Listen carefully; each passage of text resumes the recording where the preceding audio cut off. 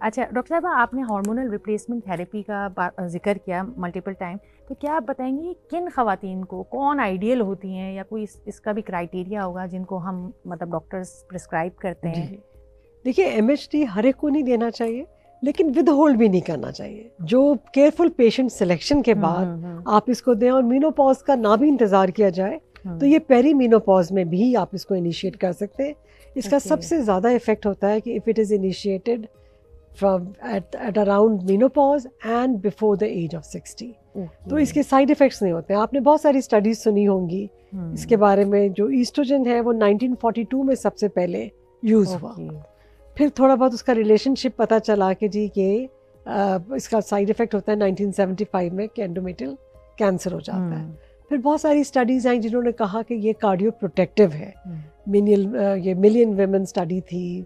फिर ये जो पोस्ट मेनोपॉजल हमारा ईस्ट्रोजन प्रोजेस्टेरॉन इनिशिएटिव स्टडी था, द ग्रेट नर्सेज स्टडी आई, और उसके बाद ये पता चला कि इसको देना चाहिए। लेकिन देखिए, जिनके यूट्रस नहीं है उनमें तो आप खाली ईस्ट्रोजन दे सकते हैं, बट जिनके अंदर यूट्रस है उनमें ईस्ट्रोजन को प्रोटेक्ट करना होता है अगेंस्ट ये जो हमारा एंडोमेट्रियल हाइपरप्लेसिया हो जाता है by using a concomitant progesterone. तो प्रोजेस्टेरॉन देने के भी तरीके, ओरल भी दिया जा सकता है, प्लस उसमें एक प्रोजेस्टेरॉन इंट्रायूट्राइन कॉन्ट्रासेप्टिव डिवाइस भी होता है।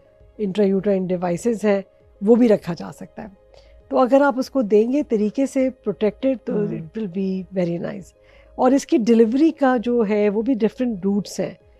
आजकल बड़े अच्छे क्यूटेनियस डिलीवरी सिस्टम्स आ गए हैं, पैचेस हैं, जेल्स हैं, और बाज़ दफ़ा वेजाइनल रिंग्स आ जाते हैं। तो आपको ओरल नहीं लेनी पड़ती, उसकी वजह से कोई साइड इफेक्ट्स आपके इतने नहीं होते। और आप भूलेंगे भी नहीं, अगर आपको मतलब आपकी कोई डोज भी मिस नहीं होगी। एग्जैक्टली। और ये बड़ा ज़रूरी है कि इस फेज़ में एक दफ़ा अपने मॉलेज को, अपनी गायनाकोलॉजिस्ट को या गायनाकोलॉजिस्ट के पास जाके ज़रूर विजिट करें, क्योंकि ख़वातीन छोड़ देती हैं और समझते हैं गानी का काम सिर्फ बच्चे पैदा कराने तक है, उसके बाद ना हमें जाने की ज़रूरत है।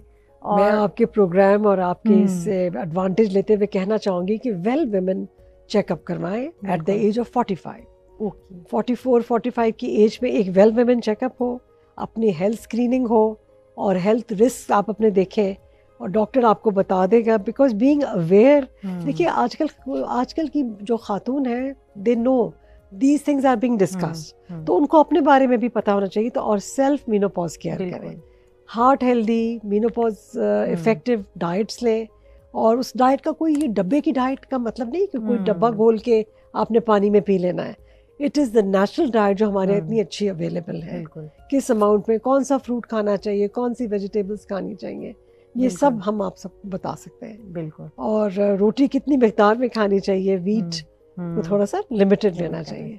जिंदगी में 3 चीजें जो सफेद हैं, वो आपको पता ही है। यू हैव टू से नो टू शुगर, बिल्कुल, आटा कम करें, मैदे वाली चीजें कम करें, राइस कम करें। बिल्कुल, हम बिल्कुल बंद नहीं करने को कह रहे, but we are asking you to reduce. बिल्कुल।